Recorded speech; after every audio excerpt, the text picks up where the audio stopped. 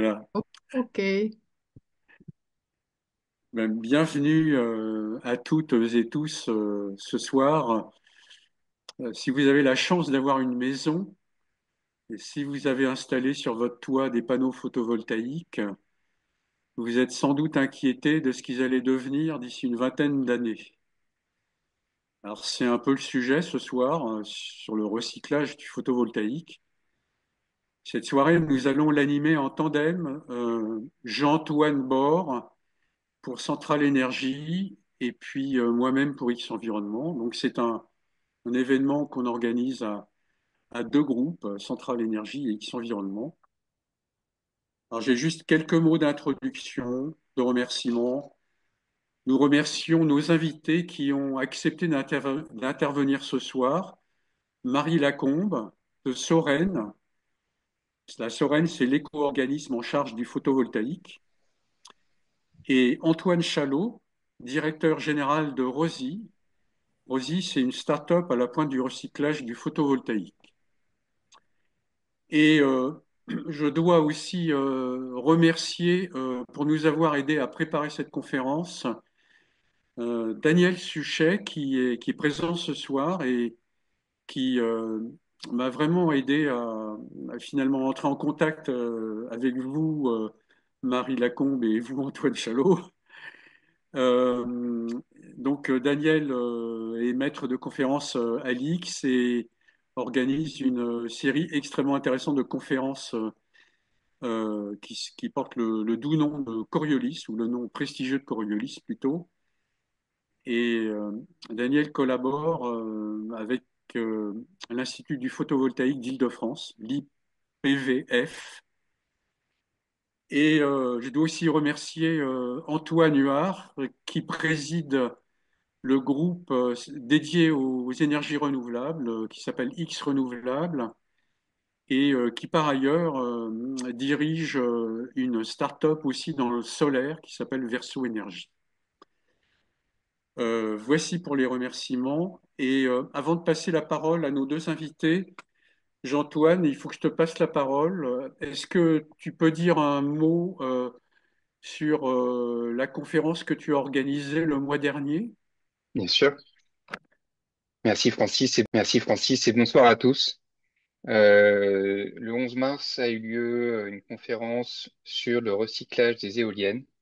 Nous avions invité quatre participants, Rachel Ruamps, Laurie Gilbert, euh, également Ronan Germer et Monsieur Agoguet pour faire le point un petit peu sur les grandes masses, le marché du recyclage des éoliennes et tous les aspects techniques et technologiques pour recycler notamment les pales. Cette conférence est disponible en replay sur notre site centrale-énergie.fr. Et cette conférence du 11 mars s'inscrit dans un cycle donc de trois conférences sur le recyclage des énergies et des infrastructures énergétiques, comme c'est le cas aujourd'hui avec le photovoltaïque, et comme on projette de le faire en fin d'année 2025 sur le démantèlement des centrales nucléaires. Merci Jean-Antoine. Donc, bah, Christiane, finalement, Jean-Antoine a dit tout ce que tu voulais dire. Eh bien, c'est pas le problème.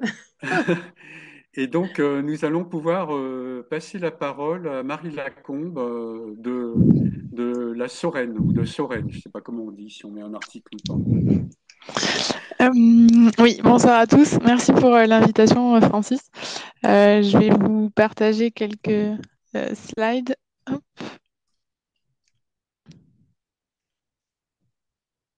Est-ce que vous voyez bien mon écran? Hmm. Euh, moi, je suis Marie Lacombe, je suis ingénieure au sein du pôle opération et technique de Soren, l'éco-organisme en charge de la collecte et du recyclage des panneaux photovoltaïques en France. Et au sein de ce pôle, je vais suivre les sujets notamment du réemploi de la réutilisation, mais aussi tous les sujets techniques en lien avec nos opérations de collecte et de traitement. Donc, j'ai rejoint Soren il y a 1 an et demi, après avoir fait mes études à Centrale Nantes. Donc, c'est un plaisir pour moi ce soir de vous présenter nos activités chez Soren. Donc, je vais commencer par vous présenter un petit peu ce que c'est un éco-organisme, puisque c'est une structure particulière. En fait, on va être agréé par les pouvoirs publics sur la base d'un cahier des charges pour pourvoir à la collecte, au recyclage, au traitement et au réemploi-réutilisation des panneaux photovoltaïques usagés. Donc en France, on est le seul éco-organisme agréé sur cette catégorie de déchets. En tant qu'éco-organisme, on a une gouvernance particulière qui est gérée par les metteurs sur le marché. Donc ils vont siéger à notre conseil d'administration pour représenter la filière photovoltaïque et décider des grandes orientations, des orientations stratégiques que doit prendre l'éco-organisme. Donc au sein de notre conseil d'administration, il y a EDF, EDF, Renouvelable, Engie, Neoen, Urbasolar, donc qui sont des développeurs de centrales photovoltaïques, mais aussi le syndicat des énergies renouvelables ou Voltec Solar, qui est un fabricant. Donc ils ont la qualité d'associés et on va les consulter sur pas mal de décisions pour l'éco-organisme. Au niveau du modèle économique, j'y reviendrai un peu plus tard également, mais on est sans but lucratif et donc la totalité de nos activités est financée par l'éco-participation. L'éco-participation, c'est un montant qui est versé par les metteurs sur le marché à l'éco-organisme et qui va permettre de financer la gestion de la fin de vie des équipements. Donc, on a différentes missions en tant qu'éco-organisme. La première est de sensibiliser et de communiquer sur la gestion de la fin de vie des panneaux photovoltaïques usagés, à sensibiliser à la fois les professionnels pour les inciter à remettre leurs déchets à la bonne filière, mais aussi les particuliers pour les rassurer sur le devenir de leurs panneaux photovoltaïques une fois qu'ils qu'ils ne fonctionnent plus. Donc pour ça, on participe à différents salons, mais aussi on communique pas mal sur nos réseaux sociaux. On a aussi un site internet que je vous invite à consulter si vous voulez aussi avoir plus d'informations après sur nos activités. Ensuite, concernant nos missions plutôt opérationnelles, on va avoir la charge de collecter tous les panneaux photovoltaïques usagers, sur le territoire métropolitain, mais également en Outre-mer. C'est sans frais pour les détenteurs. Et ces panneaux, on va ensuite on a la charge de les recycler. Et notre ambition chez Soren, c'est vraiment de développer une filière de recyclage à haute valeur ajoutée, en soutenant à la fois l'innovation sur des lignes de traitement dédiées aux panneaux photovoltaïques et aussi en travaillant avec des opérateurs qui sont à la fois capables de traiter des gros volumes de panneaux photovoltaïques, puisqu'on va être amené à collecter de plus en plus de modules en fin de vie, mais aussi qui soient capables de valoriser les matières avec un taux de pureté important. Outre donc la collecte et le recyclage, on travaille également au développement de la filière de réemploi et de réutilisation, et dans l'optique en fait de diminuer la quantité de déchets générés, mais de les récupérer le plus tard possible en allongeant la durée de vie des équipements. Mais pour ça demande de structurer un petit peu la filière de réemploi et de réutilisation. Et enfin, on a aussi une mission d'accompagnement des metteurs sur le marché, de nos adhérents, qui, à la fois pour leur mise en conformité, mais aussi on les accompagne dans leur démarche d'éco-conception. Donc, Soren, on s'inscrit dans le cadre réglementaire de la responsabilité élargie du producteur, la REP. La REP, c'est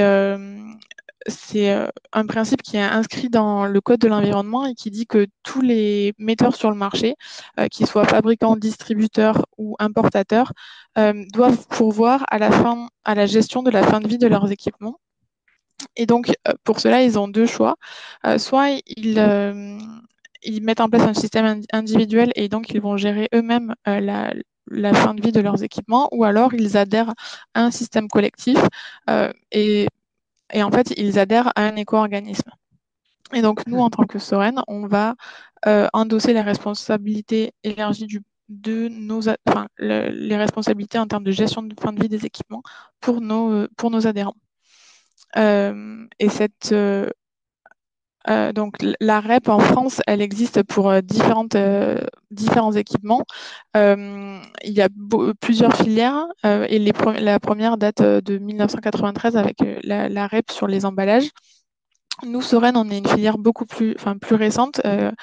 Les panneaux photovoltaïques, la REP a été lancée en 2015 et elle fait partie d'une catégorie plus grande de REP qui est celle des équipements électriques et électroniques. Et donc, elle découle, notre REP découle de la réglementation européenne. Les objectifs derrière la responsabilité élargie de producteurs, c'est de développer un recyclage adapté à des catégories de déchets particulières. Et en développant ce recyclage, ça permet aussi d'augmenter la performance de traitement des déchets. Ça permet également de décharger les collectivités territoriales de la gestion de certains déchets. Et notamment dans le cadre des panneaux photovoltaïques, mais nous, on intervient totalement pour la collecte. Les collectivités n'auront pas à gérer ces flux-là. Et donc, on a aussi le coût de traitement, les coûts de gestion qui sont assumés par le consommateur et pas par la collectivité. Et enfin, en fait, à travers la REP, comme les metteurs sur le marché vont doivent financer, ils participent notamment financièrement à la gestion de la fin de vie, ça permet d'internaliser dès la vente, dans le prix de vente, le coût de collecte et de traitement. Et donc, ça incite d'une certaine manière les fabricants à s'engager dans une démarche d'éco-conception, puisque si leurs produits sont éco-conçus, il y a de fortes chances que les coûts de recyclage soient plus bas, puisque les produits pourraient être plus simples à recycler. Mais donc, en fait, comme je disais tout à l'heure, on est sans but lucratif et entièrement financé par l'éco-participation, qui est le moyen principal de financement de la REP. Donc, c'est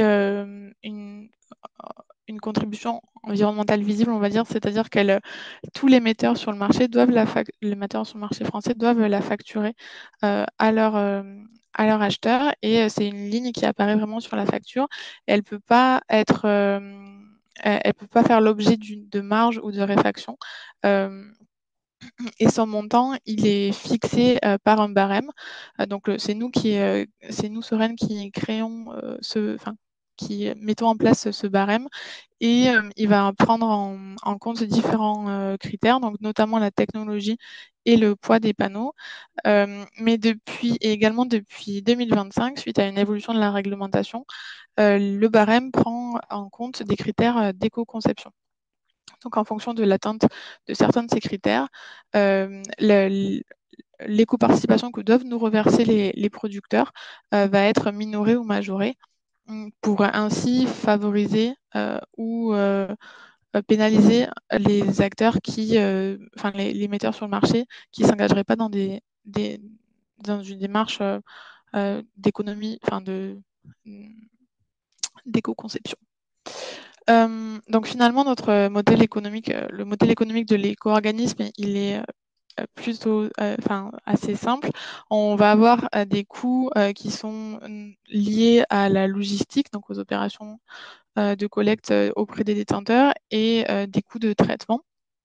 Et par contre, on a des revenus au niveau des recettes matières. Donc, on va récupérer la valeur matière des matériaux qui sont issus des process de recyclage. Par contre, aujourd'hui, les valeurs matières premières qu'on récupère ne sont pas suffisantes pour couvrir tous les frais de traitement et de logistique. Et donc, c'est l'éco-participation qui vient équilibrer la balance. Par contre, l'objectif, c'est pas que l'éco-participation couvre tous les frais, mais bien qu'à terme, on récupère, les matières premières qu'on récupère aient suffisamment de valeur pour couvrir une majorité des coûts de traitement et de logistique. Donc voilà un petit peu pour la structure de l'éco-organisme et la présentation plutôt générale. Maintenant, si on s'intéresse aux panneaux photovoltaïques, je voulais juste vous rappeler rapidement de quel matériau était constitué un panneau. Donc là, nous, Soren, on collecte sur le marché actuellement, il y a plusieurs technologies de panneaux, mais en grande majorité des panneaux de technologie cristallin silicium. Donc ces panneaux, on va avoir les cellules photovoltaïques qui sont constituées, donc qui sont à base de silicium, avec reliées entre elles par des connecteurs en cuivre et également dans ces cellules, il y a également un petit peu d'argent. Et ces cellules, elles sont encapsulées avec un polymère EVA. Puis, pour les protéger des agressions extérieures, elles se retrouvent encapsulées sous une plaque de verre et la face arrière du module est constituée d'un polymère opaque, pour des panneaux monofaciaux, d'un d'une face arrière en polymère qui va permettre euh, d'assurer l'étanchéité du module. Et le tout est encadré par un cadre en aluminium qui vient assurer la rigidité des panneaux et permettre la fixation sur les structures photovoltaïques. Mais donc nous, dans les procédés de recyclage, on va chercher à séparer tous ces composants avec plus ou moins de facilité. Et on va voir qu'il est intéressant de récupérer toutes les matières et pas que seulement une, parce que seulement certaines, on pourrait se dire qu'il faut récupérer les quantités, les matériaux qui sont en majorité présentes dans les modules photovoltaïques. Parce que si on regarde donc la composition massique des panneaux, le verre, donc la face avant, constitue à peu près 70% de la masse d'un module, et l'aluminium, donc le cadre, 14%. Les métaux, au final, c'est une faible part en termes de masse dans les panneaux, mais on s'attache quand même à tenter de les récupérer avec un haut taux de pureté, puisque c'est là que se trouve également la valeur économique de la matière. Donc là, c'est un graphique qui montre que le silicium tout à l'heure représentait moins de 3% de la masse, mais en termes de valeur matière, on atteint presque 40%. C'est de même la même chose pour l'argent qui représente près de 20%, mais seulement moins de 1% de la masse d'un module. Donc, je dis, il faut qu'on s'attache à récupérer toutes les matières, mais on ne va pas faire un tri en fonction de la quantité présente dans le module, puisqu'il y a aussi un enjeu sur l'approvisionnement en ressources dans le cadre de la transition écologique au sens plus large. Parce que, par exemple, si on s'intéresse aux matières nécessaires pour produire 1 terawatt de panneaux photovoltaïques. Donc, 1 terawatt, c'est la capacité, je crois, la capacité théorique qu'on a actuellement, enfin un peu moins de la capacité théorique qu'on a actuellement dans le monde pour la production de panneaux photovoltaïques. Il faut 29 000 tonnes d'argent ou 7 millions de tonnes. Et quand on rapporte ça à la production mondiale de ces matières, on s'aperçoit que l'argent nécessaire à la production d'un système d'un TWh. Ça correspond à 94% de la production mondiale de matières premières. Donc, il est important qu'on puisse aussi apporter des matières premières secondaires issues de la filière de recyclage pour approvisionner la filière de production de panneaux photovoltaïques.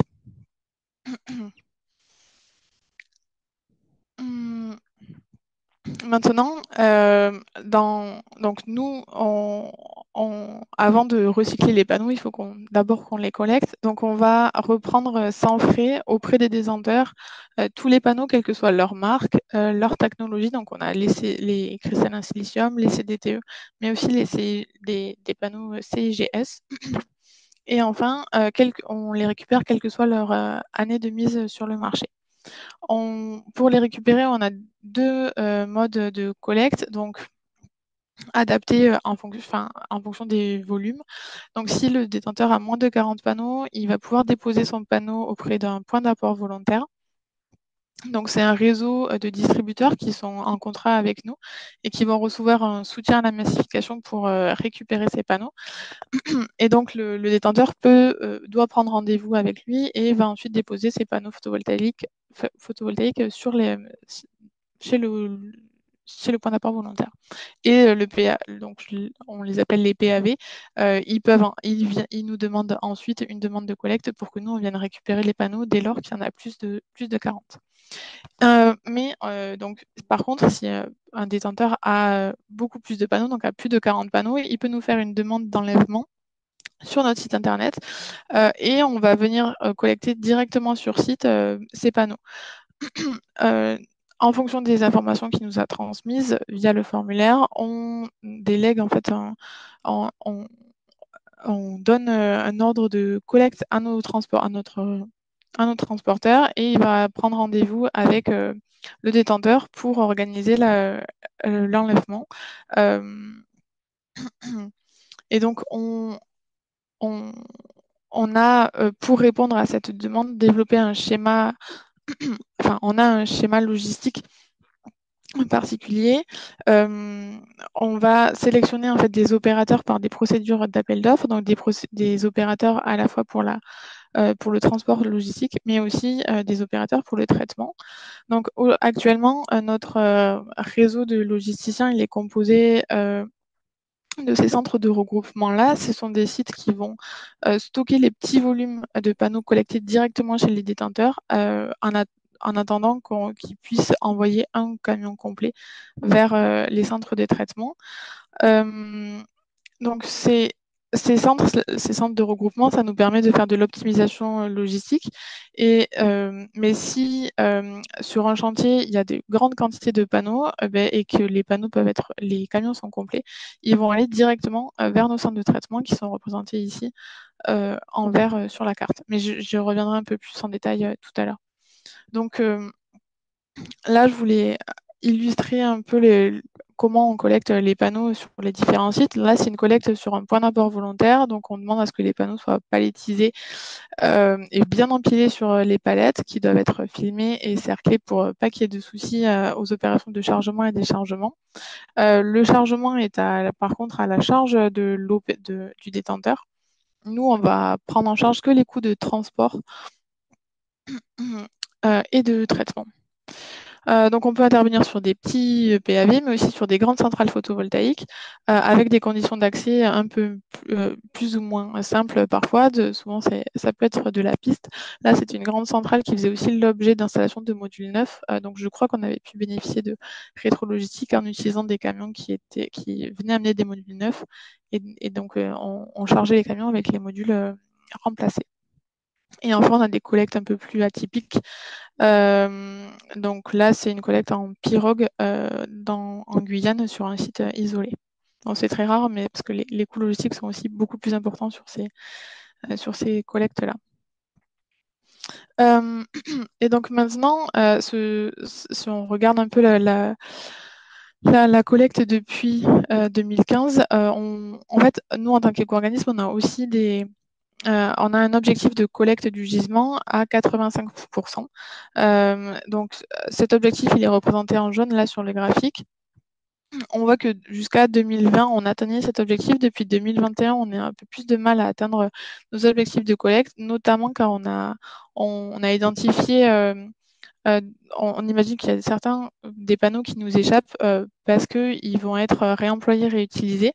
Mais il y a aussi d'autres acteurs qui vont, de la même manière que nous, intervenir sur les chantiers de collecte et racheter les modules auprès des détenteurs pour les exporter souvent pour les exporter à l'étranger sous couvert de réemploi. Pour autant, les panneaux vont être plutôt mal conditionnés, enfin mis en vrac dans des conteneurs. Donc, c'est aussi du fait on considère que du coup c'est plus de l'export de déchets que du réemploi réutilisation et donc c'est aussi pour ça qu'on a la mission euh, de cadrer la filière de réemploi. Par contre, donc là, par contre, on voit qu'on va être amené à collecter de plus en plus de modules. En 2024, c'est pas les chiffres définitifs, mais on a collecté un peu plus de 8000 tonnes.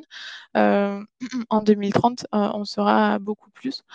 Donc, il faut aussi prévoir les centres de traitement et le réseau logistique pour pouvoir gérer tous ces volumes.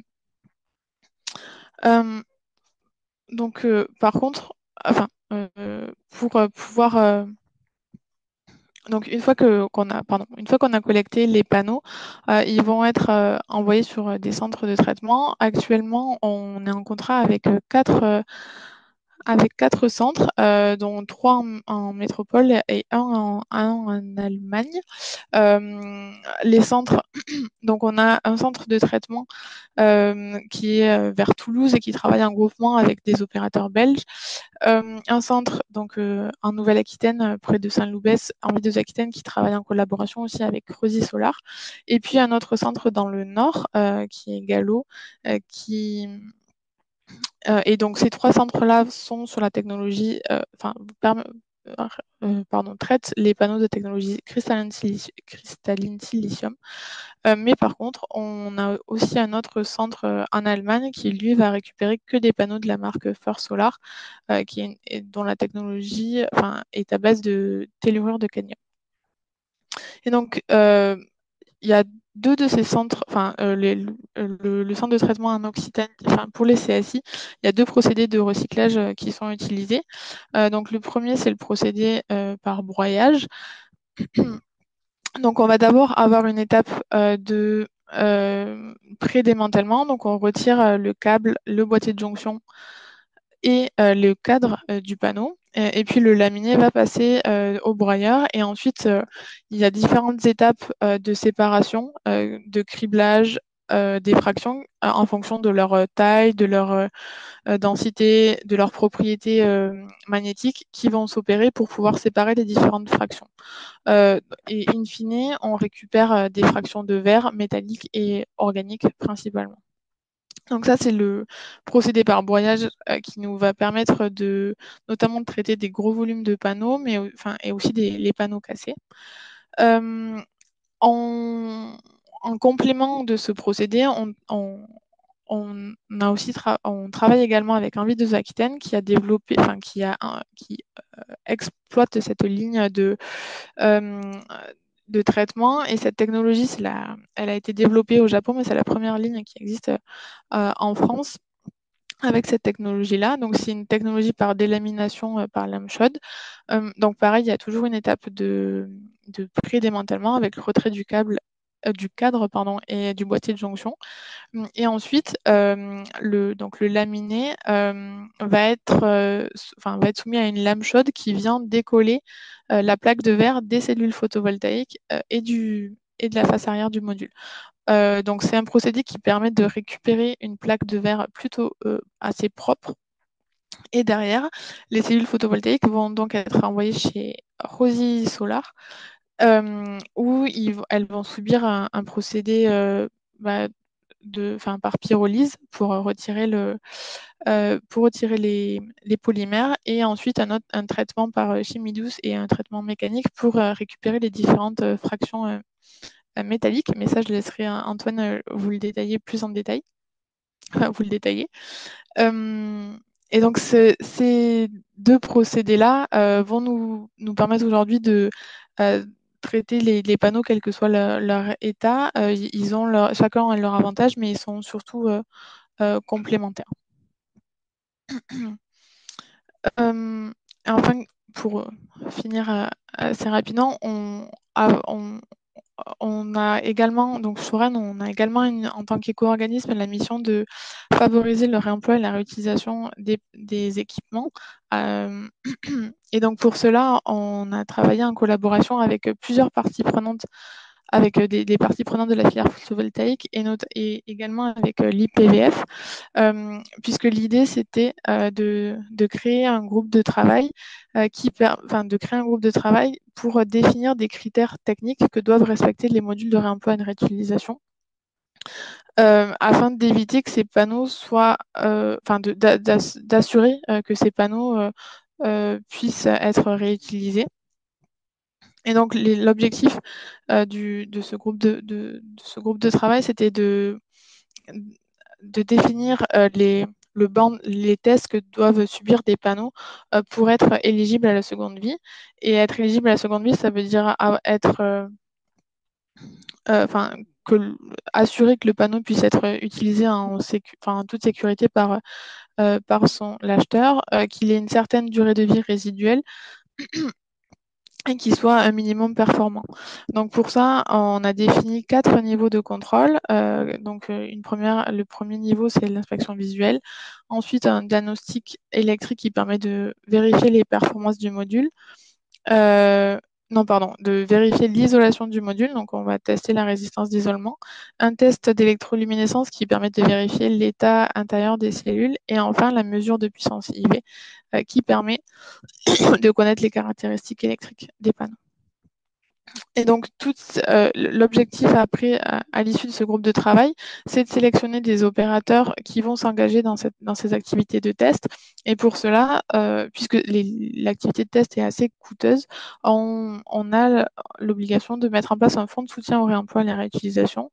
Ce fonds de soutien représente 5% du montant annuel des éco-contributions. Et on va proposer un soutien aux modules réemployés et réutilisés.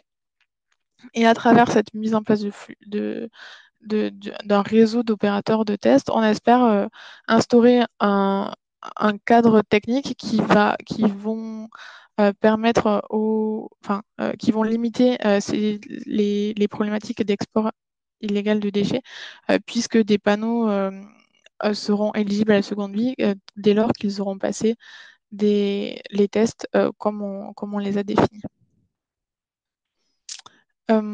Voilà. Je vous remercie j'ai un peu dépassé. Je vous remercie de votre attention. Merci beaucoup, Marie. Alors, on va passer tout de suite à la présentation d'Antoine Chalot. Mais je me souviens qu'il y a l'alarme qui va sonner à 8 heures. Donc, Antoine Chalot, est-ce que vous voulez qu'on vous dise à 8 heures moins 3, on peut mettre en pause et on attendra que vous ayez enlevé l'alarme, C'est si ça, vous n'avez pas. merci, j'aurai une petite minute d'absence quand mon alarme se déclenche sur un vieux système et je dois Voilà. intervenir physiquement. Mais j'ai une alarme de mon côté pour me prévenir de l'alarme du bâtiment. Donc bonjour à tous, je me présente. Merci Marie pour la description générale de la filière photovoltaïque de récupération et de recyclage des panneaux photovoltaïques en France. Donc qui est coordonné par Soren. Moi, je m'appelle Antoine Chalot, je suis ancien étudiant de Centrale Lyon, promo 2012, et je travaille chez Rosy. Rosy, on est une société dédiée à réaliser une économie circulaire pour l'industrie photovoltaïque. Et je vais vous expliquer comment on rend ça possible. Donc, une vision générale de Rosy. On a de la chance actuellement chez Rosy, puisqu'on a une situation pionnière dans l'industrie. L'industrie photovoltaïque, vous le savez, maintenant, ça devient la source d'énergie principale qui est déployée dans les énergies renouvelables au niveau mondial pour produire de l'électricité en termes de capacité, on va dire, de puissance crête. Et c'est devenu une industrie mature. On n'est plus du tout à l'état dans lequel était l'industrie il y a une dizaine d'années. On est face à une industrie massive, qui devient une des grosses industries mondiales, qui est très concentrée en Chine et dans quelques pays asiatiques, et qui du coup arrive à des nouvelles limites que celles qu'elle a connues avant. Avant, il y avait des limites économiques, des limites technologiques au développement de la filière. Et en fait, maintenant, on arrive à d'autres limites et des limites qui sont plutôt planétaires. Donc il y a une limite sur les ressources naturelles qui est assez importante, donc notamment pour l'argent, comme l'a montré Marie tout à l'heure, et pour le silicium. En fait, l'industrie est limitée par la taille des marchés de production de ces matières premières actuellement. Et la deuxième chose, c'est pour continuer à se déployer à large échelle, elle a besoin de continuer à accroître sa compétitivité. On s'attend toujours à ce que ça s'arrête, mais la compétitivité des panneaux photovoltaïques continue de s'améliorer chaque année.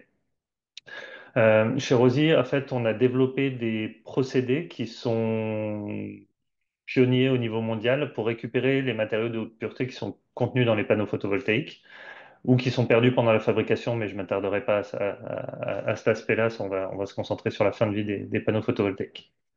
On a ouvert une première ligne de recyclage au niveau mondial qui est capable notamment de recycler l'argent et le silicium qui sont contenus dans les panneaux photovoltaïques.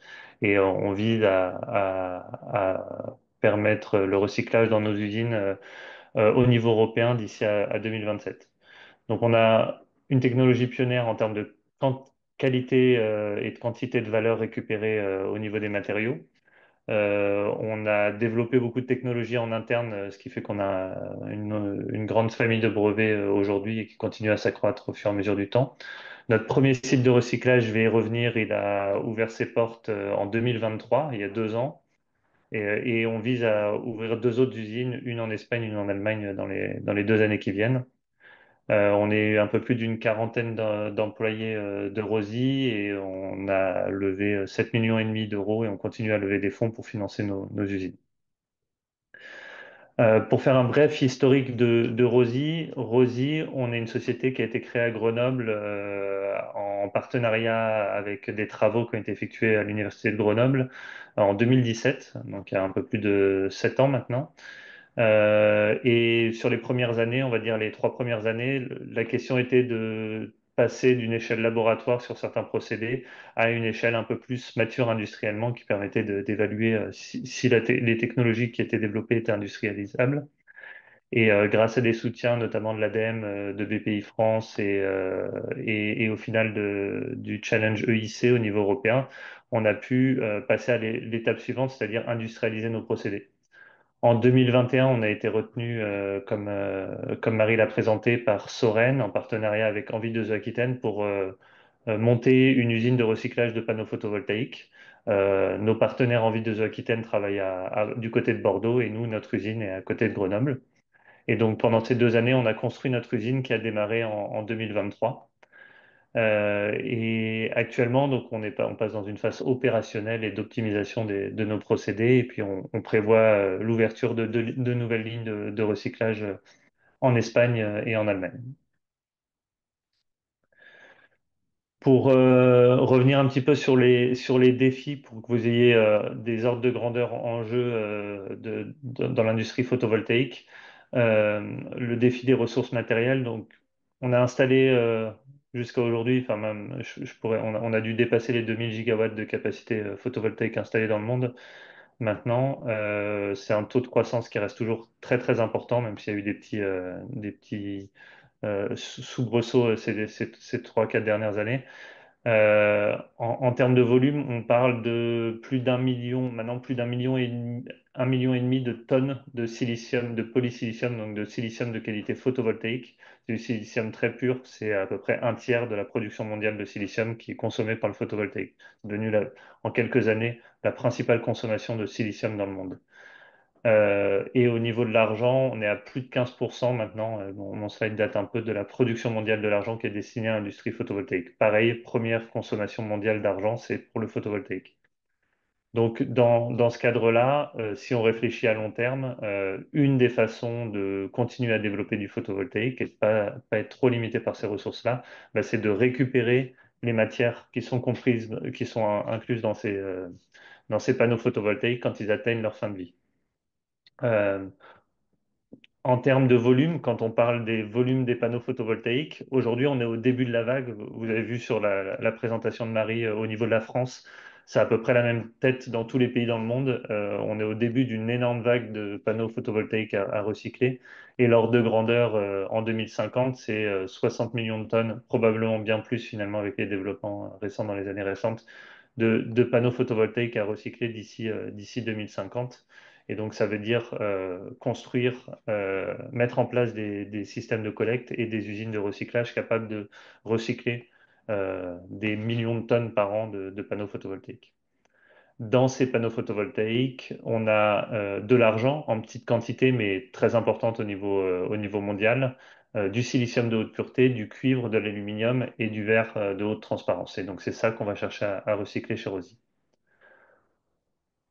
Au, au niveau, plus spécifiquement au niveau européen et au niveau français, en fait, alors les panneaux photovoltaïques, comment on sait combien arrivent en fin de vie? En fait, c'est que c'est un marché très prédictible. C'est basé sur les années d'installation des panneaux photovoltaïques et les raisons pour lesquelles ils atteignent la fin de vie, soit de la casse, soit des défauts des panneaux photovoltaïques, soit leur fin de vie économique ou technique.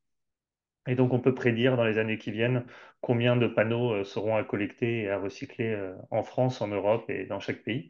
Et au niveau de l'Europe, on sera à plus d'1 million de tonnes par an à partir de 2030 à collecter et recycler. Actuellement, on est très très loin de ça en termes de collecte et de recyclage.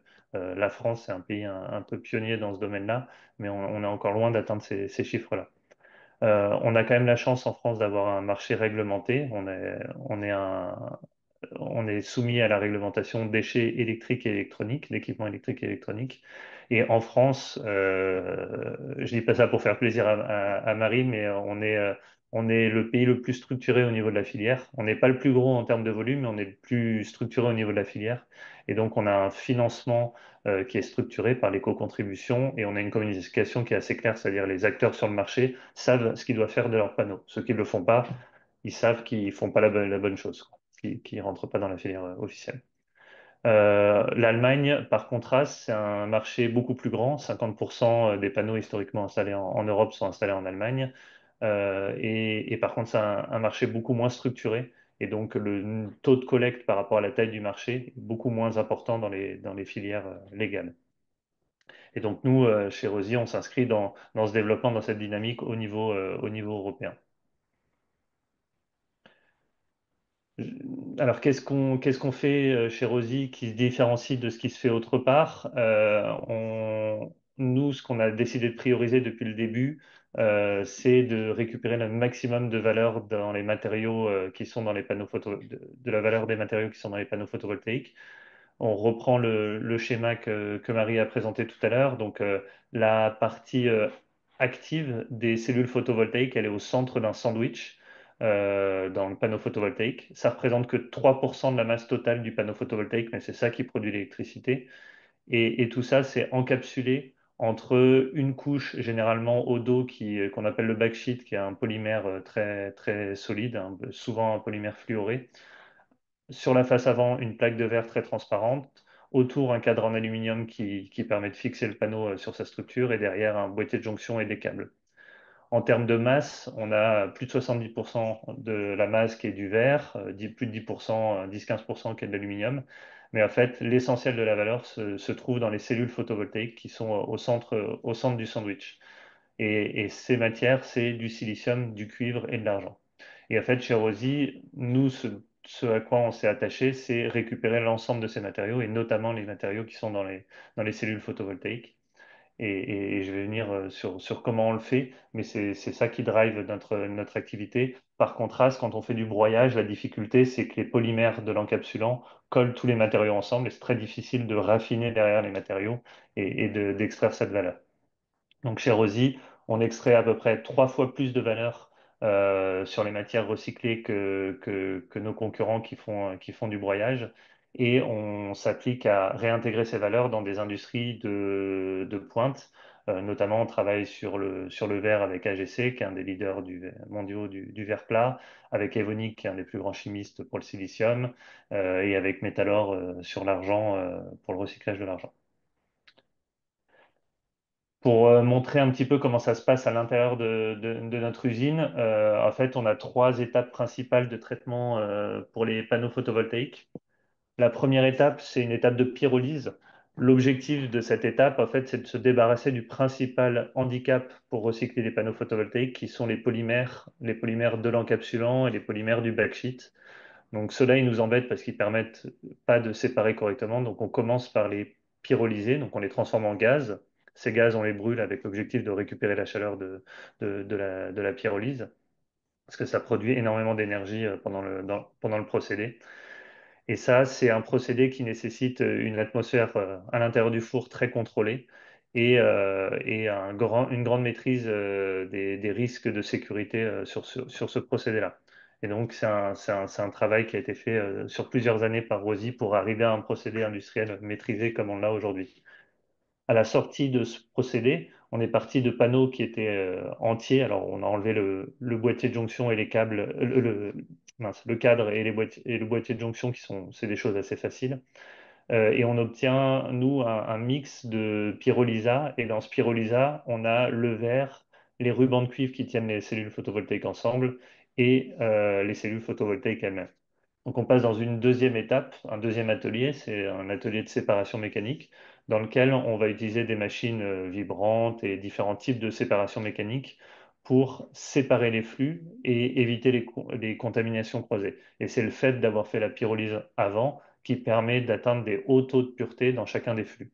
Donc dans ces flux, on va avoir du verre, donc du verre de très haute transparence. Il y a le verre photovoltaïque, c'est le verre le plus transparent qui existe sur le marché. Il est encore plus transparent que les pare-brises automobiles ou que le verre des bâtiments. Euh, les rubans de cuivre qui attachent les cellules entre elles et les cellules photovoltaïques elles-mêmes. Et ces cellules photovoltaïques, vous le voyez sur la photo, elles sont cassées en petits fragments. Et ces fragments de cellules photovoltaïques, on va les passer dans une troisième étape, qui est une étape de chimie douce. Donc c'est un procédé en chimie aqueuse où on fait passer ces cellules dans un certain nombre de bains avec des conditions différentes qui vont permettre de décoller les fils d'argent qui sont à la surface des cellules et de les décoller du silicium. Donc, à la fin de ce traitement, on va avoir des fils d'argent qui sont détachés du silicium et donc ça va faire 2 flux de matières séparées qu'on va pouvoir réintroduire dans l'industrie. L'avantage de ces procédés, c'est qu'on arrive à récupérer l'ensemble des matériaux et que l'ensemble de ces flux a une grande pureté et donc une grande valeur économique. Et ça, ça a été démontré avec des clients industriels sur chacun de ces flux de matière et on est les premiers dans le monde à le faire, cette échelle. Donc, ces procédés, ils sont mis en œuvre dans le site de Rosy Alpes, qui est notre première usine de recyclage de panneaux photovoltaïques. Elle est située à Saint-Honoré en Isère, c'est à 30 minutes au sud de Grenoble. Donc c'est la première usine dans le monde qui est capable de faire ce qu'on fait, et notamment le silicium à l'argent. Actuellement, ils sont pas recyclés dans les panneaux photovoltaïques ou à très faible dose pour l'argent. On a commencé notre activité il y a un peu plus de 2 ans. On a une capacité de traitement de 3000 tonnes par an et on va monter à 10 000 tonnes par an de capacité de traitement dans les 2 années qui viennent pour répondre aux besoins du marché, que ce soit le marché français ou les pays limitrophes, l'Italie, la Suisse, qui ont besoin de solutions de traitement pour leurs panneaux photovoltaïques. Dans cette usine, il y a une question de traçabilité qui est très importante. Donc, d'où viennent les matériaux recyclés par rapport à ce qui est rentré? Et dans l'autre sens, à chaque fois qu'on rentre un panneau, on veut savoir quelle quantité de matière a été recyclée à partir de ce panneau. Et ce site, il nous a permis de montrer que on pouvait récupérer des panneaux photovoltaïques auprès d'éco-organismes comme Soren, les recycler, revendre les matériaux recyclés à des leaders dans leur domaine industriel. Mais cette usine, c'est qu'une première étape. Pour nous, c'est un pilote pour un développement international qu'on a déjà commencé. Alors en France, comme je vous disais, c'est un marché important, mais qui est bien moins important que les principaux marchés dans le monde. Donc en gros, en 2025, il y aura à peu près 16 000 tonnes de panneaux photovoltaïques qui atteindront la fin de vie en France. Quand on compare à l'Allemagne, l'Allemagne, c'est 85 000 tonnes de panneaux photovoltaïques qui arriveront en fin de vie cette année. Donc c'est un marché beaucoup plus gros et donc c'est un marché qui nécessite une usine beaucoup plus grosse. En Espagne, pareil, il va y avoir une grosse vague de désinstallation de panneaux photovoltaïques dans les années qui viennent. Donc il y a aussi besoin d'usines là-bas. Donc en Espagne, on prépare une usine de 10 000 tonnes, qui a une capacité de 10 000 tonnes de traitement de panneaux photovoltaïques. Et en Allemagne, on va même viser beaucoup plus, on va viser 30 000 tonnes de panneaux photovoltaïques. D'ici là, le marché aura encore grandi, hein. Ça, c'est une photo à un instant T, 2025, mais en 2030, les volumes seront bien plus importants.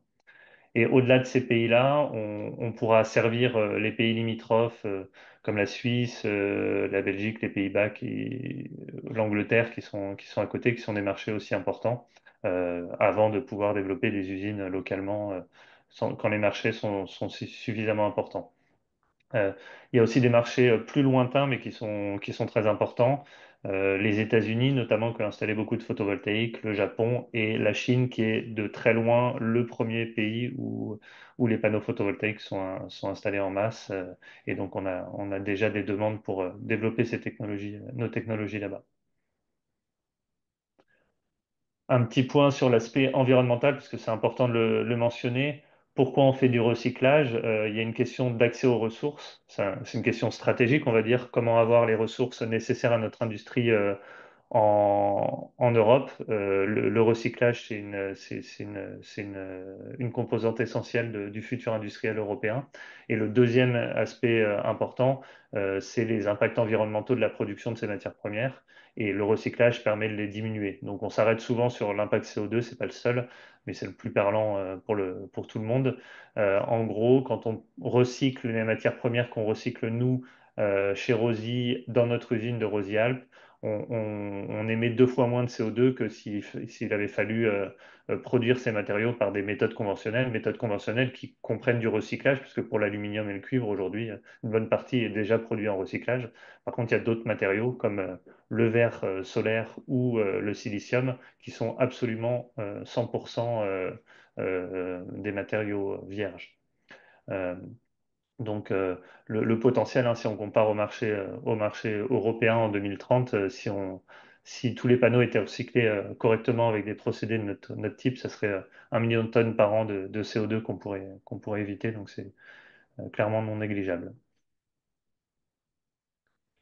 Voilà, donc au final, Rosie, nous, on a développé des procédés de recyclage, mais oups, j'ai une alarme qui sonne dans 2 minutes, je vais devoir descendre avant que vous ayez l'alarme qui sonne dans les oreilles de tout le monde.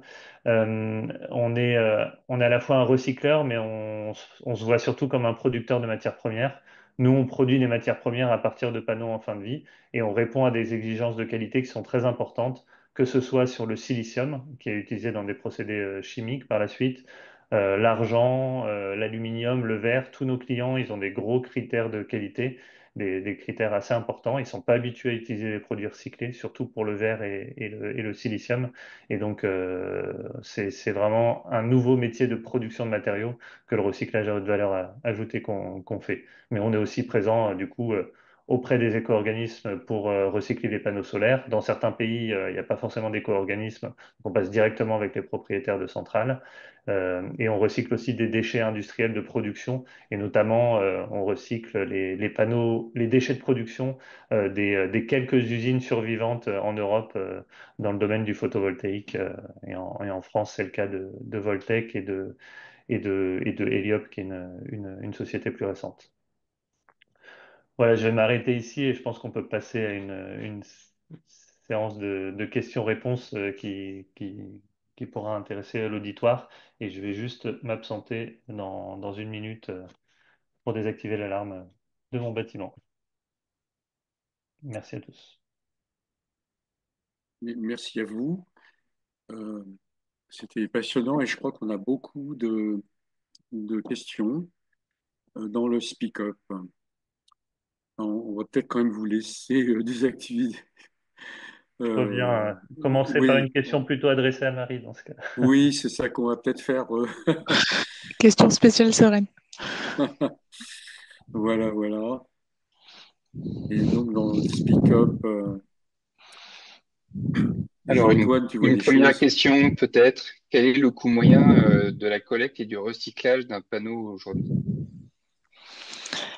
Alors, je suis pas sûre que je puisse vous répondre à cette question.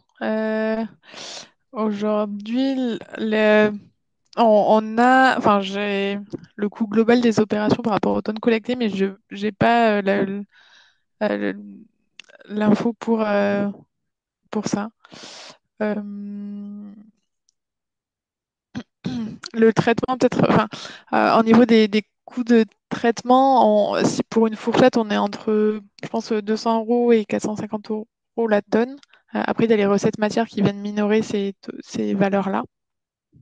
Au niveau des coûts de collecte, bah, on a des, on essaye, on lance des appels d'offres pour sélectionner des opérateurs qui nous remettent des grilles tarifaires, à la fois pour des trajets longue distance ou pour enfin, du coup, en direction des centres de traitement ou à direction de leur CDR.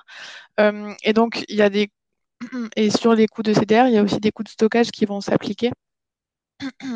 Mais et on les sélectionne, enfin, à la fois sur ces critères de prix pour que ce soit avantageux pour nous, mais aussi selon des critères de proximité et on a un autre critère aussi sur l'insertion. Mais c'est on, on va dire que dans j'ai les coûts de collecte sont pas aujourd'hui sont pas les, enfin, on va payer peut-être plus que pour des transports euh,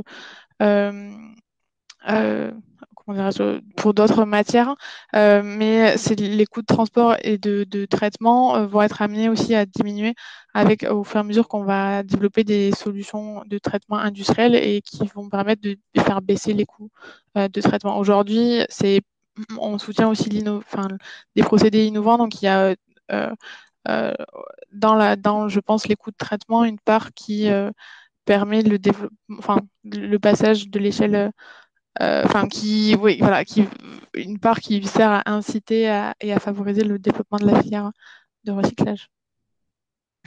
Mais ouais, j'ai pas le coût exact. Je suis désolée. Monsieur Chalot, c'est peut-être quelque chose sur lequel vous voulez peut-être compléter la réponse de Marie Lacombe? Sur les coûts de Moyen du traitement, recyclage. Ouais, c'est ça le coût moyen de recyclage d'un panneau aujourd'hui. alors c'est très, il y a pas de réponse simple là-dessus. Ce qu'il faut savoir, c'est dans le monde actuellement, il y a des coûts de traitement pour le possesseur final des panneaux photovoltaïques qui varient entre 50 et 500 euros la tonne. Une tonne, c'est 50 panneaux, on va dire. Même plus aux États-Unis, c'est encore plus que ça. Les frais de logistique peuvent être très importants et les frais de recyclage aussi. La question, c'est on paye pour quel type de recyclage? Parce que nous, on recycle 3 fois plus de valeur et donc forcément, on a un coût de traitement, enfin, forcément, on a un coût de traitement qui est important et qui est important surtout au début de la filière, donc à petite échelle. On n'a pas encore, nous, nos effets d'échelle suffisants pour avoir des coûts de traitement qui nous permettent d'être plus confortables que des technologies moins avancées. Mais nous, on sait par exemple que quand on passera à 10 000 tonnes de capacité de recyclage, on sera plus compétitif qu'un recyclage, un recyclage de type broyage. Et donc, les coûts de traitement, c'est entre le coût net pour un éco-organisme comme Soren, c'est entre 50 et 250 euros selon le volume, le- la qualité recherchée, etc. Voilà, si ça peut donner une idée. Donc, divisé par 50 panneaux par tonne, ça vous donne pour chaque panneau des coûts de traitement de l'ordre de 1 à 5 euros, on va dire, en Europe, dans les pays où le prix est plutôt raisonnable par rapport à d'autres pays, hein. Beaucoup plus raisonnable qu'au Japon ou aux États-Unis. Merci. Alors, je vais passer à la deuxième question. Est-ce que les matériaux obtenus après le recyclage, notamment le silicium, sont d'une pureté suffisante pour un réemploi immédiat dans la filière photovoltaïque? Alors, je vais prendre la question. Juste, mon alarme s'est pas encore déclenchée. Je vais devoir courir à un moment parce que le bâtiment est en retard. Il est pas sur l'heure atomique. Euh, le silicium, non, il n'est pas convenable pour être réemployé directement dans les panneaux photovoltaïques pour plusieurs raisons. Première raison, le silicium photovoltaïque d'il y a 20 ans, c'est pas du tout le même qu'aujourd'hui. Aujourd'hui, on a un silicium photovoltaïque qui est plus de 1000 fois plus pur que celui qui était utilisé il y a 20 ans. Donc, même si on arrivait à avoir exactement la même pureté, on n'aurait pas une pureté suffisante pour les performances qui sont recherchées actuellement. Deuxième point, c'est que première étape d'une fabrication de cellules photovoltaïques, si on prend du silicium très pur et on met des impuretés dedans pour faire l'effet photovoltaïque, donc de toute façon, une cellule photovoltaïque a du silicium moins pur que le silicium qu'elle utilise au départ. Troisième point, on met des métaux sur ce silicium et une partie de ces métaux va migrer dans le silicium, mais comme on parle de pureté aujourd'hui, pour vous ayez un ordre d'idée, on est sur du silicium pur à 99,99999999%. On dit 11N pour le silicium, 11,9 pour le silicium photovoltaïque.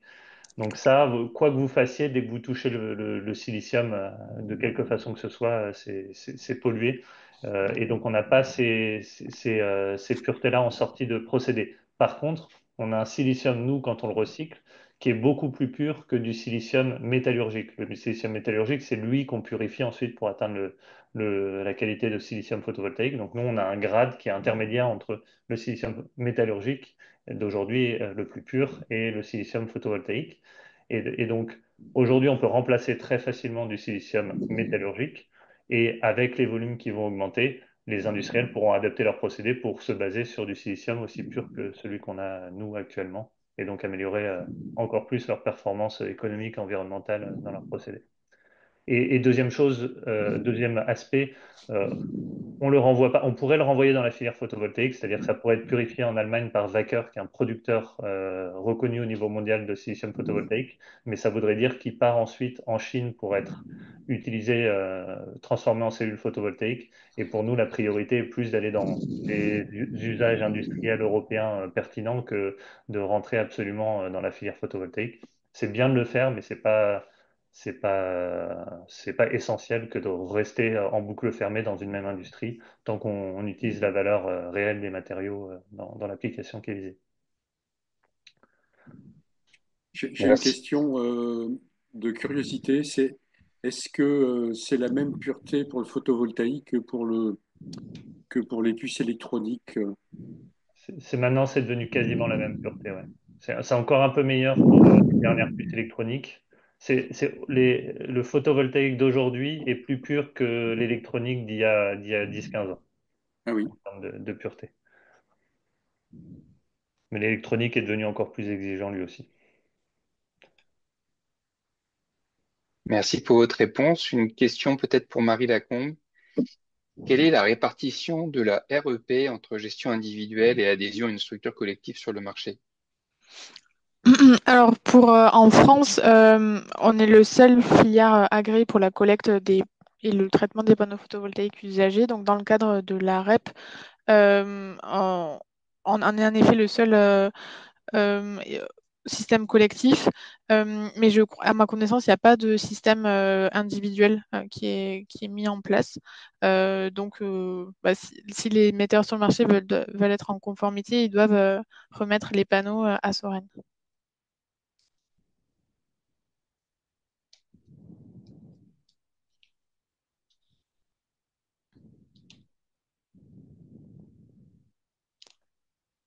Merci. Alors, une question. Est-ce que est-ce que les dopants contenus dans les panneaux sont faciles à retirer pour obtenir un silicium pur? Non, c'est très très dur. Euh, les éléments les plus durs à enlever dans le silicium, c'est le bore et le phosphore, donc qui sont utilisés comme dopants. On peut utiliser d'autres dopants dans le silicium. c'est pour ces éléments-là qu'on est de l'ordre de la partie par milliard. Donc, ça veut dire des milligrammes par tonne de silicium en termes de pureté qui est recherché pour avoir l'effet photovoltaïque le plus performant derrière. Et donc, ça nécessite des traitements de purification qui sont faits que dans quelques usines dans le monde. En Europe, la seule usine qui est active actuellement, c'est l'usine de Wacker en Allemagne. C'est une usine chimique d'une complexité énorme qui utilise un intermédiaire du silicium, le trichlorosilane, qui est distillé à de nombreuses reprises pour atteindre la pureté requise et être déposé sous forme de silicium, de polysilicium, du coup, de silicium très très pur, sur un fil dans une chambre qu'on appelle une chambre Siemens. C'est des procédés que maîtrisent, on va dire, une dizaine d'entreprises dans le monde et qui ont des défis de sécurité. C'est des sites Céveso 3 très, très, très contrôlés. Et, et donc, c'est par ces procédés-là qu'il faut passer pour atteindre les puretés qui sont visées aujourd'hui. Malheureusement, la métallurgie ne permet pas d'atteindre, comme on l'a espéré à un moment, ne permet pas d'atteindre des puretés aussi importantes que celles qui sont recherchées dans le milieu photovoltaïque et microélectronique. Merci. Alors, une question pour vous, encore, Monsieur Chalot. Rosie semble une entreprise leader avec de nombreux brevets. Quels sont ses concurrents en vue? On a trois types de concurrents au niveau mondial. Alors en France, il y en a un qu'on n'a pas trop en face de nous, mais qui est très présent dans le reste du monde, mais même en Allemagne, c'est les activités illégales. On dit le marché gris, voire le marché noir. En gros, du recyclage illégal, c'est-à-dire pas vraiment du recyclage, récupérer le cadran à lui et puis se débarrasser du reste. Je dois vous laisser, c'est mon alarme qui se déclenche. Je reviens.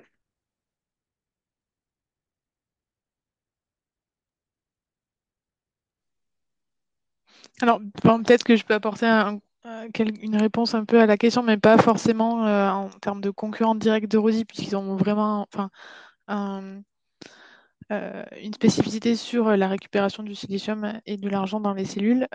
Mais leur procédé, par exemple, va pas, du coup, s'applique pas sur tous les types de panneaux. Et donc, nous, en tant que Soren, on s'intéresse aussi à d'autres procédés de traitement qui sont développés dans le cadre notamment aussi de projets de recherche européens.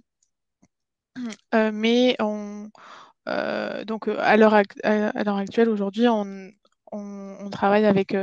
en France, il y a du coup Envie de The Occitanie qui aussi travaille sur le recyclage des panneaux photovoltaïques et Envie de The Aquitaine avec qui on travaille actuellement. Mais voilà, c'est un peu les autres acteurs du recyclage en France, aussi avec Gallo. Mais on serait sans doute amené à en sélectionner d'autres lors de notre prochain cycle d'appel d'offres pour le traitement des panneaux. Donc à voir si on sélectionnera Rosy aussi ou d'autres acteurs pour le recyclage. Ouais, Merci Marie. Donc, j'ai pas tout entendu, mais je peux poursuivre sur peut-être les familles de technologies de recyclage. Donc, il y a celles qui sont utilisées notamment par Soren, qui sont les industries en place de broyage puis raffinage. Donc là, le défi, c'est d'arriver à extraire le maximum. Alors, c'est un gros avantage, c'est que ça passe à l'échelle facilement. C'est facile de faire des dizaines de milliers de tonnes. C'est des industries qui sont en place dans plein de filières. Et il y a beaucoup d'acteurs et des acteurs qui sont très bons dans leur domaine, mais par contre, ils sont limités techniquement par ce qu'ils peuvent récupérer. Donc, il y a beaucoup de travail qui est fait pour récupérer le plus possible, mais il y a, disons, un plafond de verre indépassable sur ce type de technologie. Et après, il y a certaines technologies qui peuvent mixer du thermique, du mécanique, du chimique, qui essayent de se mettre en place. Nous, ce qu'on pense chez Rosy, c'est que probablement nos futurs concurrents seront des gens qui feront des choses très proches de nous, parce que c'est pas pour rien qu'on a choisi ces technologies-là, c'est qu'elles marchent bien. Et on en voit émerger au niveau mondial quelques-uns qui nous copient un petit peu, mais il faut s'y attendre quand on est le premier. Merci. Quelle part du coût de collecte et du recyclage est couverte par la valorisation des matériaux? Alors aujourd'hui, la part est très faible puisque d'une part déjà on n'est pas sur les volumes de recettes, enfin des valeurs matières qu'on récupère, ça correspond pas. Enfin, enfin, il y a enfin, la part de la valeur matière est aujourd'hui, elle est surtout sur l'aluminium, sur l'argent et le cuivre. Donc, elle va être amenée aussi à augmenter en essayant d'inclure, de récupérer une valeur matière sur le verre notamment. Mais aujourd'hui, c'est aussi, enfin, le fait avec les coûts de traitement qui restent quand même élevés, puisque il faut, euh, enfin, les coûts de traitement sont élevés parce qu'on est aussi au début de la filière. Il n'y a pas, comme le disait Antoine, des économies d'échelle. Qu'on a besoin de l'éco-participation pour financer le traitement. Et c'est le rôle, oui, de l'éco-organisme de financer un peu, enfin de financer ses coûts sans trop dépenser non plus, puisque, enfin, on est loin de dépenser la totalité de l'éco-participation qu'on touche annuellement, puisque les volumes, les quantités de panneaux mis sur le marché aujourd'hui, enfin, en 2023, par exemple, c'était 14 millions de tonnes. Donc, l'éco-participation, 14 millions de panneaux, pardon, et 300 000 tonnes, je crois. Donc, ces panneaux-là, on les récupère pas forcément l'année où ils sont mis sur le marché, mais il faut les prévoir de les récupérer dans 15-20 ans. Mais donc, aujourd'hui, toute l'éco-participation qu'on touche et qui ne sert pas à financer le traitement et la collecte, elle est provisionnée pour ces charges futures et pour prendre en charge les quantités de panneaux à venir qui seront beaucoup plus importantes que celles qu'on collecte actuellement. Et du coup, pour un panneau solaire, est-ce que vous pouvez nous donner une estimation de la valeur des matériaux qu'on arrive à valoriser?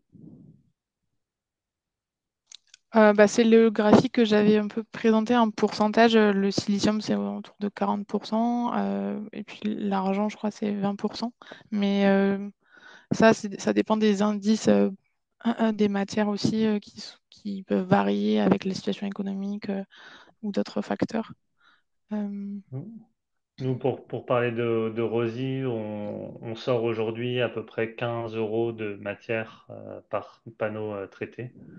Euh, Ce qu'il faut voir, hein, c'est qu'un panneau photovoltaïque neuf, bon, ils ont moins de matière, les panneaux récents, enfin moins de valeur de matière dans les panneaux récents parce qu'ils sont très bons pour diminuer les coûts.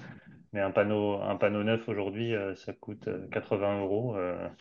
Et nous, on arrive à récupérer à peu près 15 euros de matière sur des panneaux un peu plus anciens, mais c'est à peu près la valeur qu'on récupère. Merci. Alors, la question suivante, c'est quel est le pourcentage d'argent et de silicium récupéré sur les panneaux? Quelle est la proportion que vous arrivez à récupérer?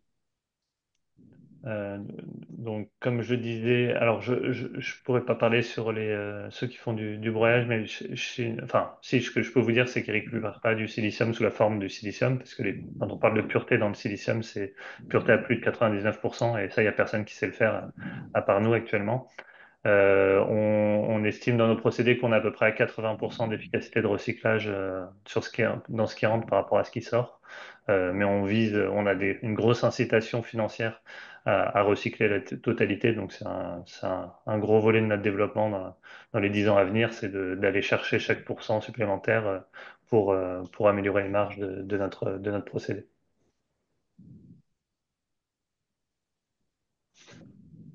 Alors, je vais passer à une question pour Marie. Pourquoi est-ce que vous parlez tout à l'heure de seconde vie des panneaux et dans quel contexte est-ce qu'on peut envisager une seconde vie des panneaux?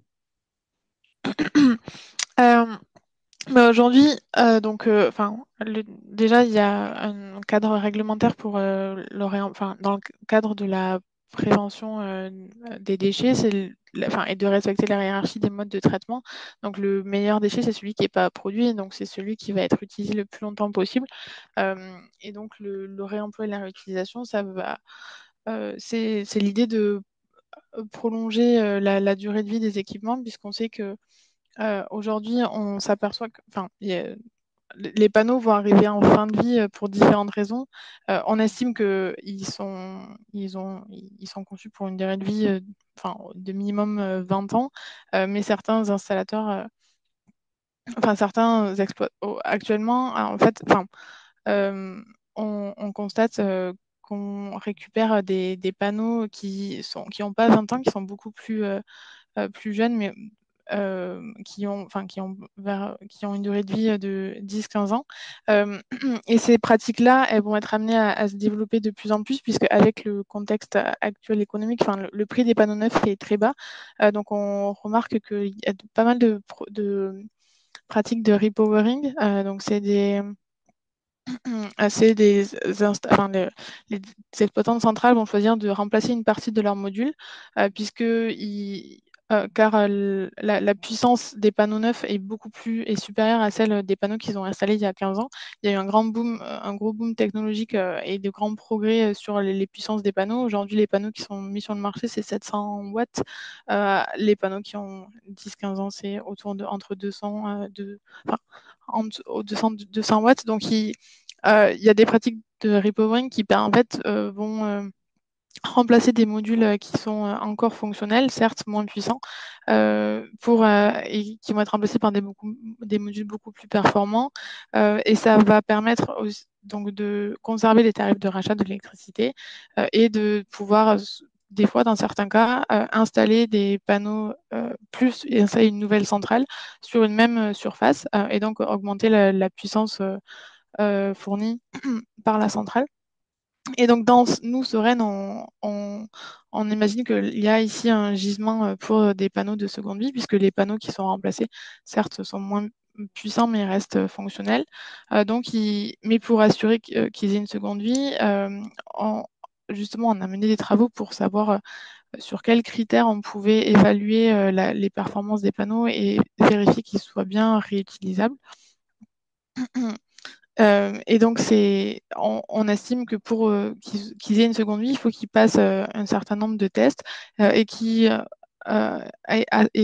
lors de ces tests, ils vont en fait, et on a aussi défini un barème pour les résultats des essais, et en fonction des résultats, ils vont pouvoir être classés dans différentes classes de réemploi qu'on imagine pour différents usages, puisque les panneaux de, de réemploi, comme ils sont moins performants que les panneaux actuels, mais et les tests, ça coûte aussi, euh, enfin, ils ont aussi un coût.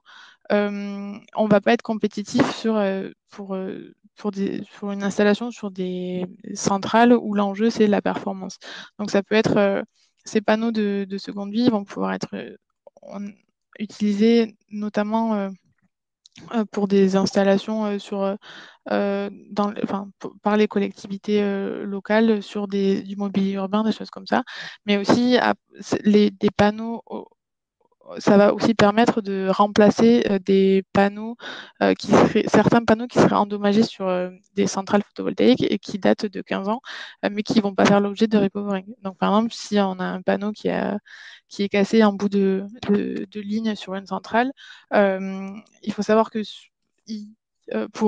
une centrale, il faut que tous les panneaux soient de la même série et la même puissance pour pas qu'il y ait de soucis pour pas qu'il y ait de perte de rendement ou de risque de sécurité sur la centrale. Donc, il faut pouvoir remplacer un panneau défectueux par exactement le même, enfin, avec la même puissance et les mêmes dimensions. Donc, les panneaux de réemploi peuvent aussi être une source pour prolonger la durée de vie de centrales photovoltaïques un peu plus âgées qui, elles, vont pas être renouvelées avant leur fin de contrat. Euh, mais en France, les pratiques de repowering sont encore encadrées, mais je sais qu'en Allemagne, elles ont été beaucoup plus incitées par l'État et c'est aussi pour ça qu'il y a beaucoup de panneaux qui doivent être qui sont désinstallés et avant leur durée de vie, enfin avant les, les- leur fin de vie effective, quoi. Merci. Alors, une autre question pour vous. Qui paye l'éco-contribution et y a-t-il des contrôles et des sanctions pour les importateurs de panneaux qui n'adhéreraient pas à Soren sont proposés de solutions crédibles de recyclage maison. Alors, ceux qui payent l'éco-contribution, c'est les metteurs sur le marché français. Donc, il peut y avoir différentes casquettes, soit les fabricants. Mais bon, en France, comme le disait Antoine, il reste plus que Voltec Solar et un autre Heliop qui va se monter. Mais il y a aussi donc du coup les distributeurs qui vont revendre les panneaux sur leur propre marque et des importateurs donc qui achètent auprès de fabricants étrangers et qui les introduisent sur le marché. Hum, donc nous, c'est le rôle du pôle adhérent de contacter de contacter oui, tous ces metteurs sur le marché et de leur proposer de se mettre en conformité à Soren avec Soren et de traquer les freeriders qui rempliraient pas leurs obligations en termes de responsabilité élargie du producteur. Donc, dès lors qu'on identifie un acteur qui est pas adhérent à Soren et qui met sur le marché des panneaux, enfin, qui met sur le marché des panneaux, on peut le dénoncer au ministère pour qu'ils interviennent et lui demandent de se mettre en conformité. Voilà. Et quelles sont les sanctions éventuelles auxquelles les importateurs, par exemple, peuvent être confrontés? J'imagine une amende pour non-respect de la responsabilité, de la loi, oui, du code de l'environnement. Ok, En, Oui, en France, en France, je crois que c'est encore gentil. En Espagne, pour information, ils bloquent les containers à la douane. Donc ça coûte très très cher aux personnes depuis l'année dernière, aux personnes depuis un an et demi, aux personnes qui ne sont pas conformes. Ils peuvent se retrouver à payer des dizaines ou des centaines de milliers d'euros s'ils ne se mettent pas en conformité rapidement. très bien, merci. Vous avez dit tout à l'heure que le marché allemand, bien que plus important, n'était pas toujours aussi bien structuré que le marché français.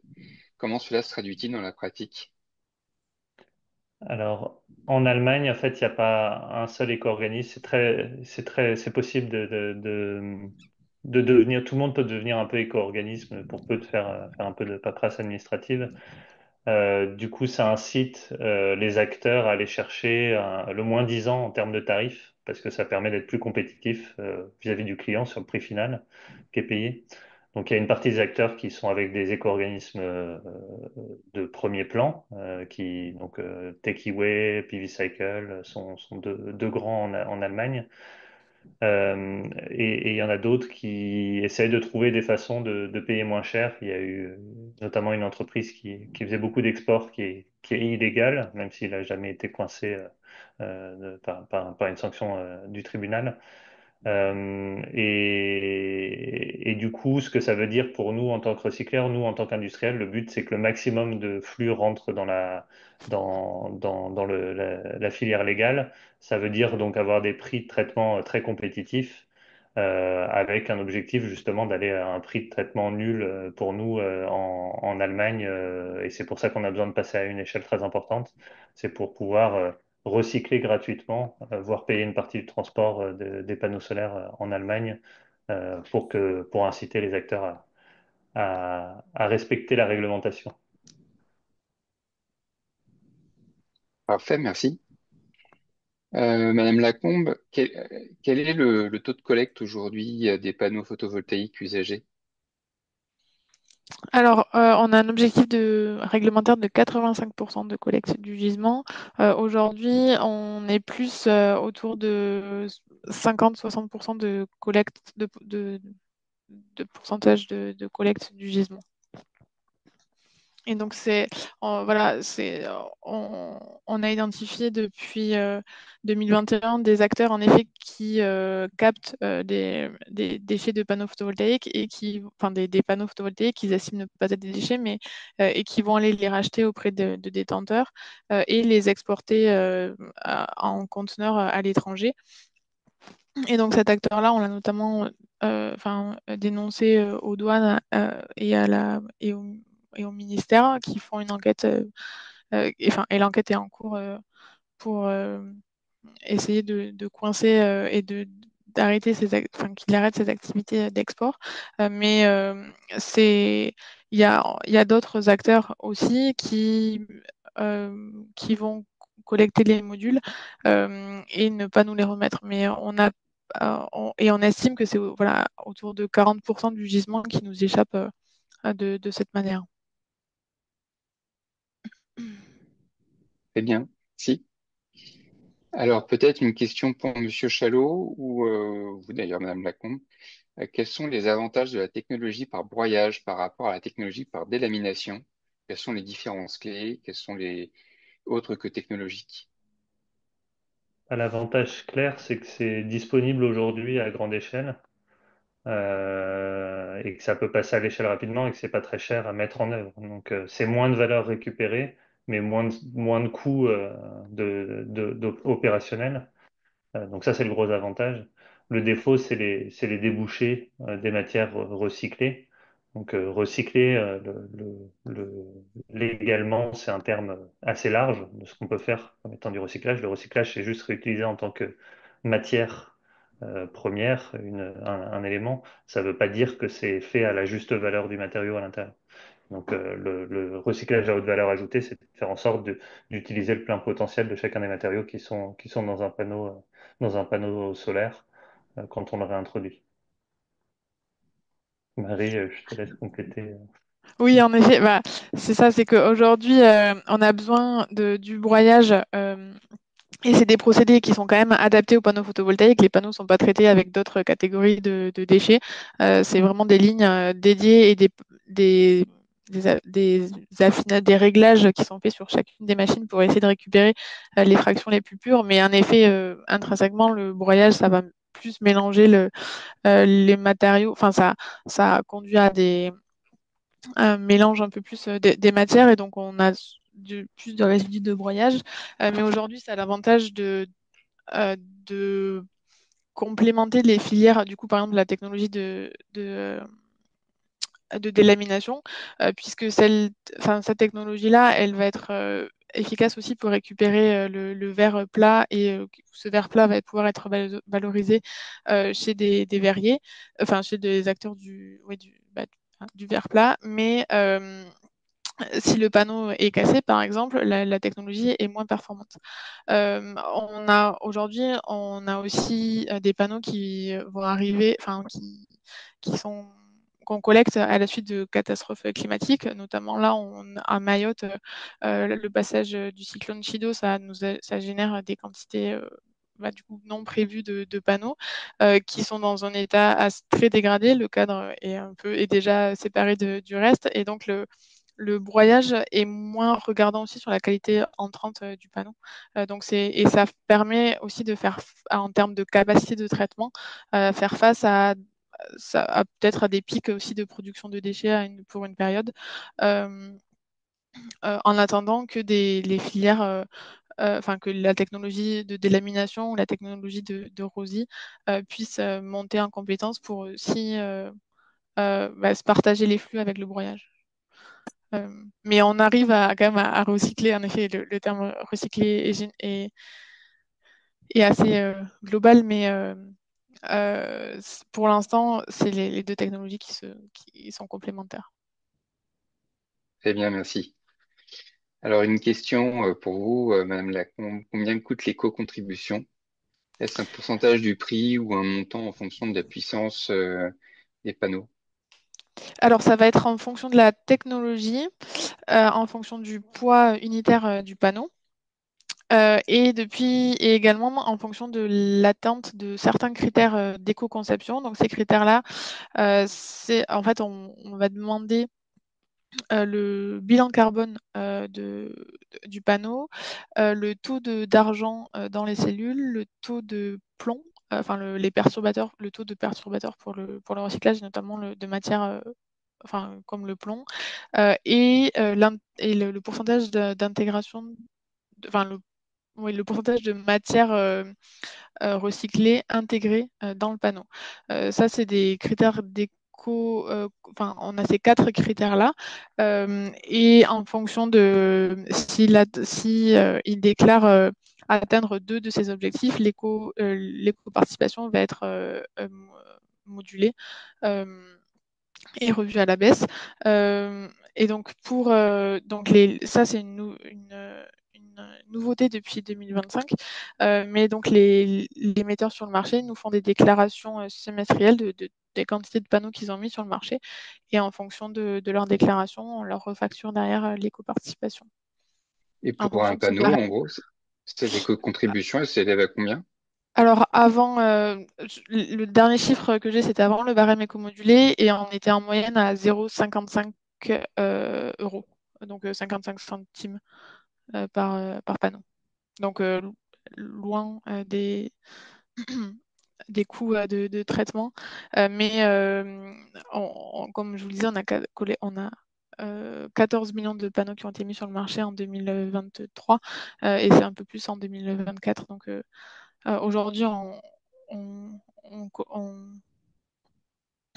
on a quand même une part considérable qui est apportée par l'éco-contribution. Et on ne pourrait pas non plus augmenter trop. C'est comme, l'éco-participation, elle couvre pas totalement là, encore plus sur les panneaux photovoltaïques, puisque ce qui est mis sur le marché ne va pas être recyclé la même année. Très bien. Et comment ça se passe la collecte dans les dom-toms, dans les îles françaises? Alors, on va avoir.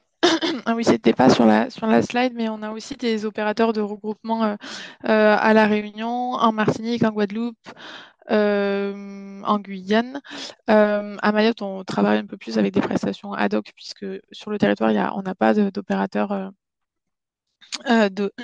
dédié. Mais globalement, en fait, c'est la même chose. Les détenteurs, ils vont nous faire des demandes de collecte, et on va demander à l'opérateur de l'île d'aller collecter les panneaux, des fois donc avec des moyens de logistique un peu plus adaptés. Là, par exemple, en Guyane, on va aller faire une collecte en hélicoptère. À La Réunion aussi, ça nous arrive parfois.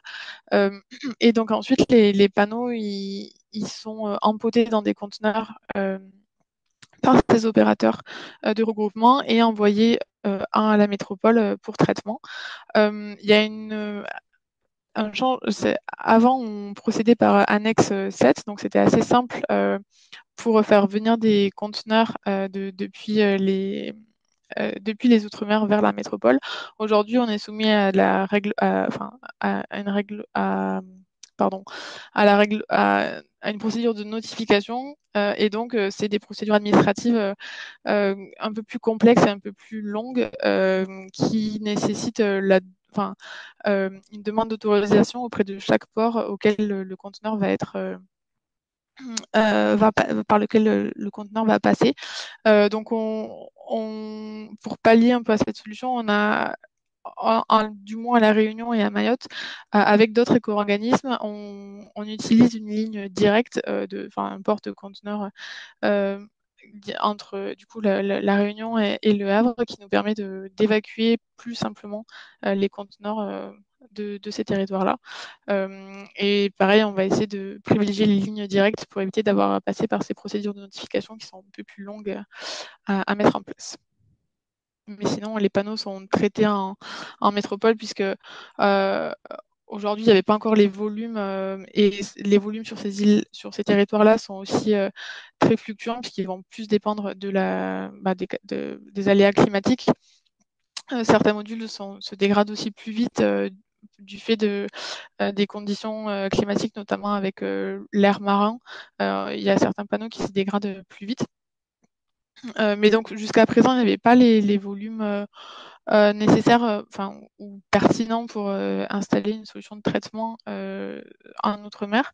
On est contacté de plus en plus par des opérateurs qui souhaiteraient s'engager sur le recyclage des panneaux photovoltaïques. Donc peut-être que le prochain marché verra l'émergence d'une solution de traitement locale sur ces territoires. Super, ben merci pour ces nouvelles plutôt réjouissantes. Francis, je crois qu'on arrive à la fin des questions et du temps imparti. Tu veux reprendre la main? Merci Jean-Antoine. Je vous remercie hein, pour votre disponibilité et vos interventions passionnantes et pour toutes les questions qui ont été posées aussi aux participants et vos réponses. Donc je pense que en fait là il commence à se faire tard, donc on va vous libérer. Mais il y a quand même une annonce. Christiane Drevet voulait faire une annonce pour Centrale Énergie sur les événements futurs. Donc Oui, si sauf qu'il y a Christiane, tu es toujours là, là, oui. mais il y a plus grand monde, mais bon, pour Oh, ceux il y a qui sont 35 restés, personnes. Oui, oui, il y a quand il y a même la quelques moitié personnes. à peu près des personnes présentes au départ. Mais Oui, bon, c'était simplement pour dire qu'on a d'autres conférences prévues. Le 11 juin, la flexibilité du réseau électrique pour accueillir ENR et véhicules électriques, qui sera préparé et animé par Damien Ambroise, avec deux intervenants de RTE et Enedis. Et le 24 juin, les carburants alternatifs aux fossiles avec une application au transport aérien, préparé par notre président François Barsac et Marie-Pierre Board, qui est directeur adjoint au CEA. Alors, je voulais préciser ce qu'a dit Antoine tout à l'heure, c'est que le présentiel du 9 octobre, en fait, parlera plutôt de l'assainissement et du démantèlement des installations nucléaires du CEA, plus particulièrement. Voilà, c'est une simple précision là-dessus. Et c'est préparé aussi par Marie-Pierre Board, dont je viens de parler, et par Francis, je crois aussi, hein, c'est ça. Francis, t'es partie prenante de ce webinaire, de ce présentiel je contribue, oui. qui aura lieu à la Maison des X, voilà, le 9 octobre. Bon, bah, écoutez.